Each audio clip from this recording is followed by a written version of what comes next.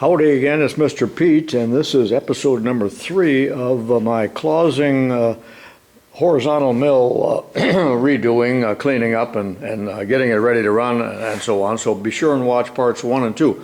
Again, this is part 3, and I have spent 2 or 3 days, probably 10 or 12 hours of cleaning. And it's starting to look pretty good, and in fact that's about as good as it's going to get without a paint job, because all the grime is off. I spent considerable time on these dials, and there are a total of 4 of them, because in fact the graduated dial would not rotate. They were all frozen. I suspect that whoever used this, maybe in production, there was no need to set these to 0, so they were pretty well gummed up. So it was quite a job to get these off and get them loosened up. But the whole idea here is to loosen the knurled nut, and you can set the dial to 0 and then tighten it back up and it will revolve with the crank. So those are all set to go. I did mention this in a previous video, but my neighbor, the gunsmith, Richard, gave me this 100-foot heavy-duty contractor grade number 12 3 extension cord. I already outfitted it with the proper plug, and as you know, the rotary phase converter works, so that's all set up, and thank you for that, Richard. And I did trade him something for that. I'll show you that in a second. Be sure and watch a video, I forgot the number, where I go to an auction and buy all of this Starrett plunder along with another toolbox that I did not need. So that was an enjoyable day for me. I wasted quite a bit of money, so that's discussed in the other video. So at that auction I purchased this Starrett square head, and it's brand new, and the reason I bought that was to trade with Richard for that extension cord. So I don't think it's an even trade yet, but it's brand new in the bag, still got the packing grease on it, hardened square head. It's the good one.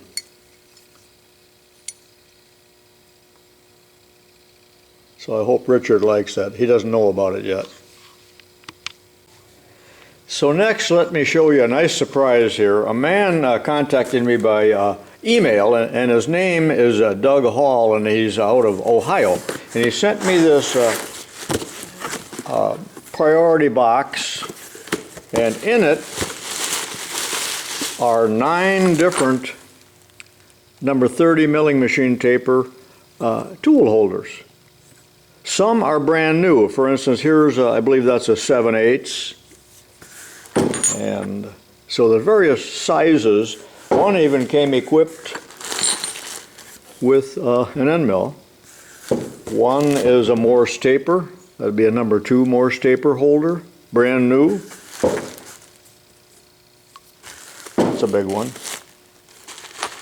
Looks like about a 3/8, looks like about a 3/4, and I think half appears brand new. And this one, brand new, is a holder for ER32 collets. That's a beauty. So I would like to get some collets and get that into use, and I'll tell you why here in just a second. I already wasted a half hour out of my life making this tool holder out of wood. This is just a horrible material to make it out of, and this is temporary, because the problem with one made out of wood is it attracts moisture, and then the moisture will cause rust wherever the unprotected metal touches, especially if it's out in an unheated garage. So I need to remake one out of metal. Didn't want to take the time right now. I made a couple extra holes there for, well, I need a bigger hole for that. That's a 7/8. All right, why do I like this? Because the one that came with the mill, also number 30, uses the bigger collets, this size, what is it, double Z, I think. Leave in pan, somebody wrote on there. But it's shorter. It's a little bit shorter. And probably I want the minimum amount sticking out for certain operations.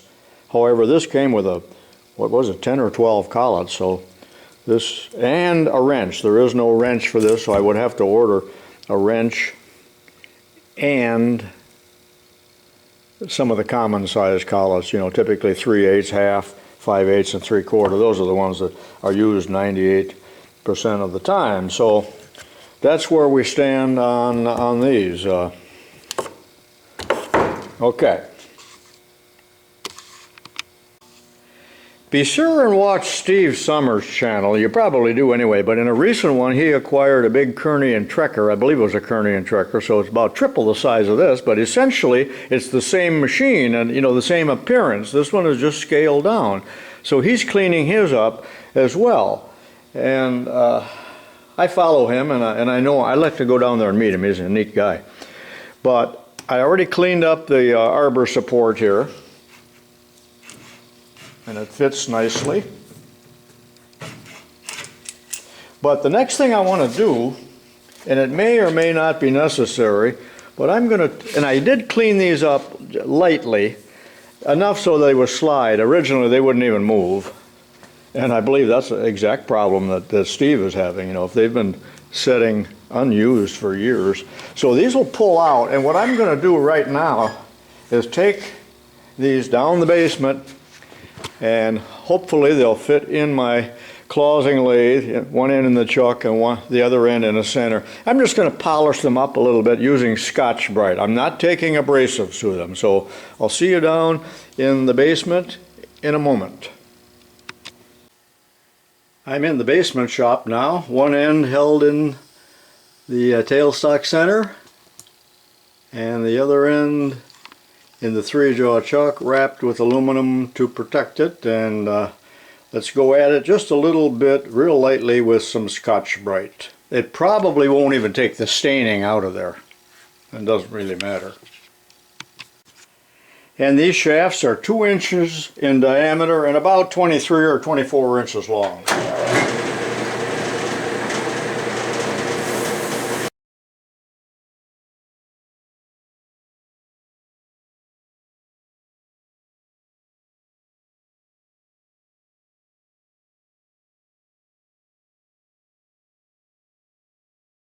And really that's all I intend to do with it, and that did brighten them up nicely. I certainly wouldn't want them to end up being undersized. Alright, I reversed it. That only took 2 minutes. And this is one of the handiest products in the West, and I bought that of course at an auction. Scotch-Brite. And there's the grade or the grit. I really just go by the color. You can buy this in, where is it? Right there. That's what I wanted to show you. Couldn't get it in the frame. Alright, I'll do the other one off camera and then I'll reinstall them in the machine. With some oil on them, of course. Never assemble anything dry. Make sure you have oil on it. But look at how nice and easy these slide now. And I couldn't even move them, or I had to tap them with a lead hammer initially to break them free. Very nice. And of course they clamp with 2 cap screws up here that tightens them into position. Quite often they're just put into the back position here for storage if you're using your spindle here with, let's say, an end mill or something of that nature. But I put the 1-inch arbor in there temporarily just to show you how this works with the arbor support. Many different milling machines use this type of arbor support. I had one at the high school, a horizontal by the name of Greaves. It grieved me greatly when they sold it off, but I think it's still here in town. But it used a big dovetail cast iron ram that went up here that was quite nice. But you can see that goes on any position you want, and I'm bringing it up over the bearing, and I already put some oil on the bearing, and there's an oiler here. It gets oiler for that as well. So then, well, I would move these farther back in, probably flush. Let me do that off camera. and then lock this cap screw and these two. But of course I would already have mounted the cutter before I do this and literally close it up. But there is no cutter or arbor spacers on the arbor at this moment. So there you see it mounted and in the position that probably would be used for horizontal milling with a cutter mounted on the arbor.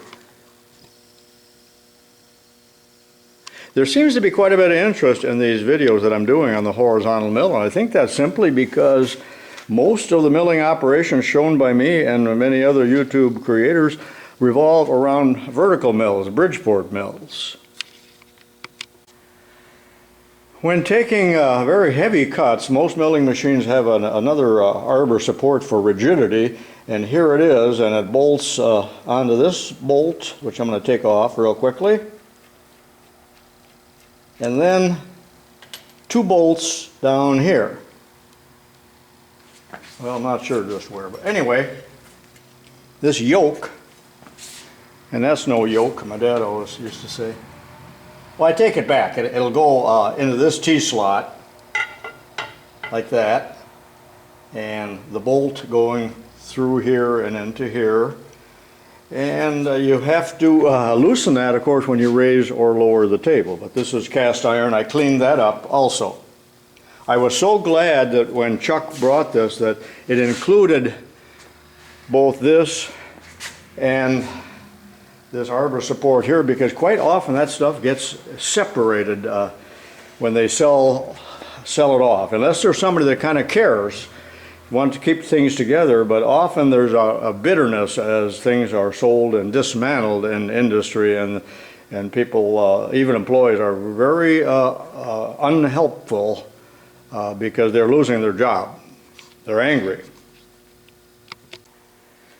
The spindle in this machine is a number 30 milling machine taper. The Greaves that I just talked about had a number 50. That's pretty much standard for some of the larger ones, but these are said to be non-holding tapers, or a steep taper. So even though the drawbar is out, that goes clear through the spindle to draw this in, you notice that they come loose right away, unless there's corrosion, because they're a steeper taper, steeper angle that does not hold, and they're driven by the lugs here into these notches here, and that's where the drawbar goes. That's, I believe, half inch, half 13 it looks like.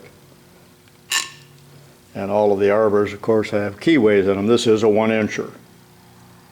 Now I have not cleaned this yet, so I'm going to take the lugs off camera and then run the machine with a piece of Scotch-Brite in there. I certainly wouldn't stick my finger or anything in there and get caught with these. Observe all the safety rules and use common sense when you're working around machinery, please.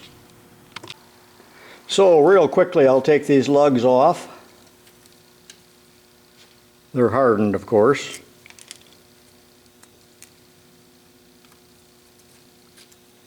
And I'm going to blow these holes out here off camera, and then just clean up the taper in there with Scotch-Brite. And later on, when the machine's running, polish that up a little bit. It's just strictly cosmetic, doesn't really matter at all.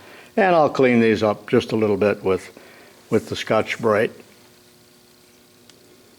Put it back together, and that is done. Now, in another video, I am going to talk about the lubrication of this machine and the care of it. Now, someone asked me what I used for a solvent to clean this up. There's probably 100 different solvents that would work. I'm using Gunk Engine Bright simply because I had 6 cans of it, and it worked quite well. I also use some paint thinner, mineral spirits worked well. Do not use gasoline. And even brake cleaner I used on some separate little parts, but that quite often takes the paint off. So be careful if you use this, and certainly don't breathe any of these products. You know what, I think I lost my train of thought here a few moments ago when I was talking about tapers, and again, number 30 is not a self-holding taper. Can you see it literally wants to fall out without a drawbar? But the tapers that you might be used to, such as a Morse taper or a Brown and Sharp taper, or a Jarno taper are said to be self-holding. Now sometimes they also use a drawbar, but they do literally jam their way in there because they're a shallow taper. Morse taper typically being in the range of 5/8 of an inch of taper per foot. All right, enough on that. Let's move on to something else. I think that you all know that milling machine tables, and as well as lathe, cross slides, and so on, have dovetails and gibs. Now the gibs are adjusted right here, and the first thing I did with this machine, not the first thing, but one of the first things I did, was to grab the table and to wiggle it. And I could feel that there's some slop and there's some play, so I put the indicator on there. There's the Noga clamped right on, or the magnet right onto the column there, and then I have the indicator here touching the table. So let me move in for a close-up and wiggle that, and we'll see how much play we have. And looking at it from this view,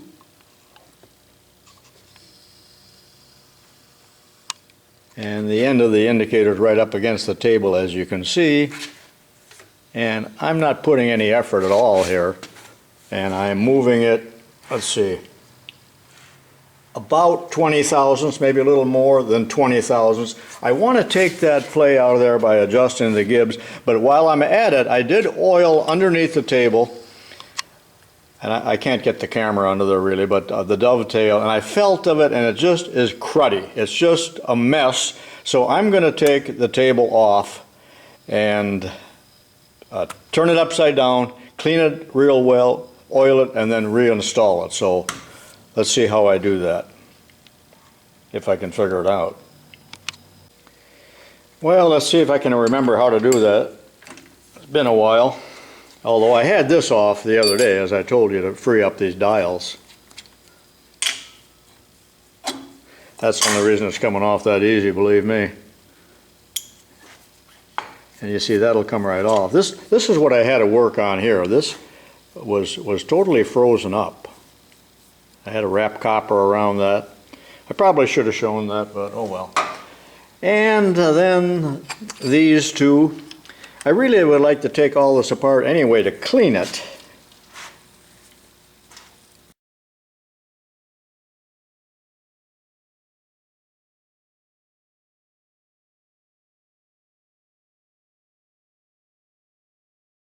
There are some pins here, roll pins or dowel pins, I'm not sure. So I will tap this off.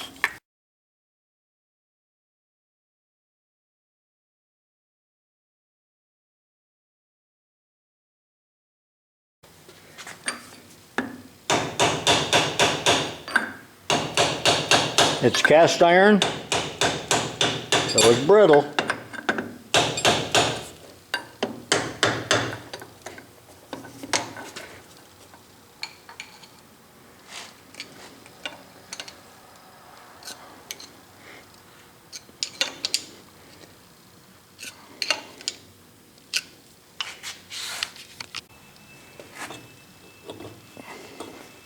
And finally she comes off.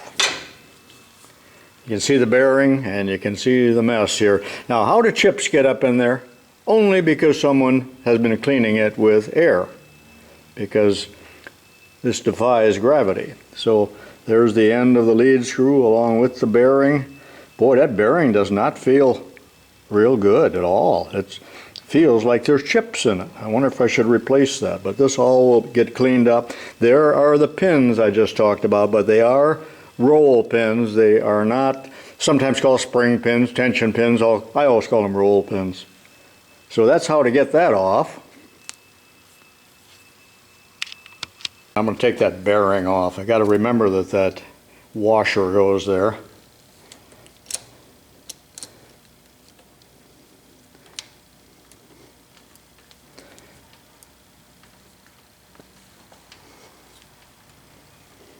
I know I'm pulling by the outer part, but that bearing is shot. I need to see about ordering one. There, that's all there is to that. Did I ever explain this end? This is a rapid traverse here. So the crank is down here. This is a little gearbox. 3 positions. One is rapid traverse, one is regular speed, and then there's a neutral. So that if you got the power feed on, that's not going to come around and wrap you a good one. So I'll take this off. I already loosened it. Same as the other end. It comes right off. And I already dropped the key. So I got to search for that. Luckily I have 100 of them in stock. Now I will loosen these two cap screws and it'll come off pretty much like the other end, I think.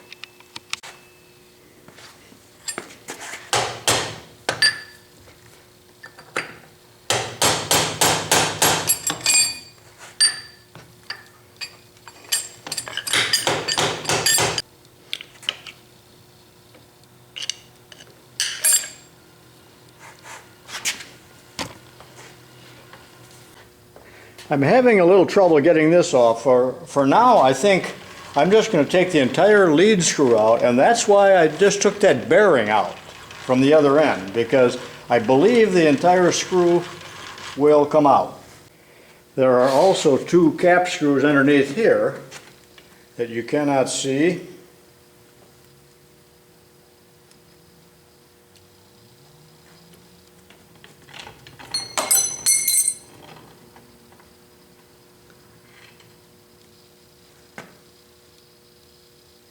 And it's out.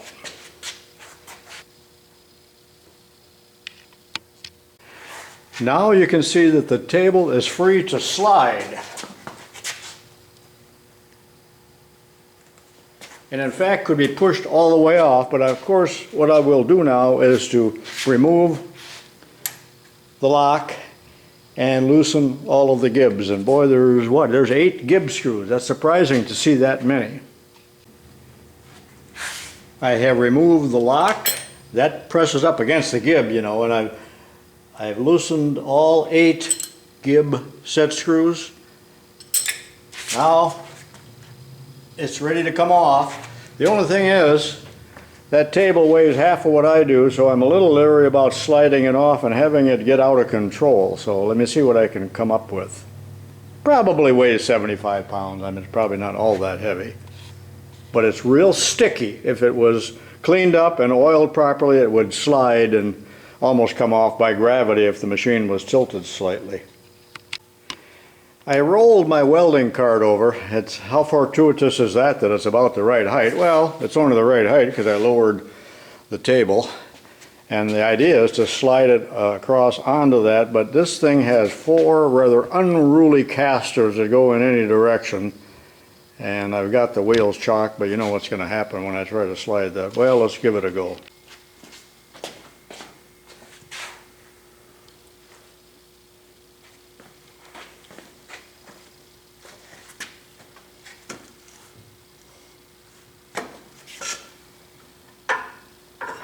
Lower the table a little more. The knee, lower the knee is what I meant, I guess. There it is.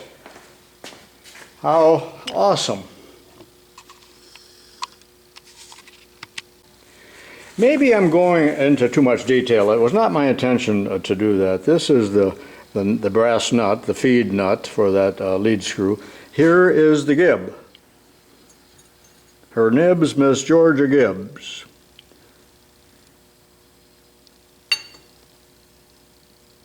Oh yeah, boy. Well, it isn't damaged, but boy, is it gummy right there. Just very gummy. I'm glad I took it apart. That just needs a good cleaning. There is lubrication here. I don't see any damage, but again, there's the chips that shouldn't be there. There's felt wipers there. Now this bevel gear here is the feed. Comes from the feed box back there and through the gearbox and all that, and then into, let me bring that lead screw up and I'll show you. Remember, I had to take those 2 bolts out, and there is the gear that meshes with this gear, and that's what gives the feed, and of course that's held by a key. in the keyway that can move in and out. And this looks, the lead screw looks, well, it's definitely worn. And you can tell, the best way of telling is to examine the threads on the end here where it really doesn't get used. And I can see quite a wide flat. This is an Acme thread, but when you get more toward the center here, almost appears to be a little bit like a V thread. So it is worn, but it is usable, and it's not going to get a new one.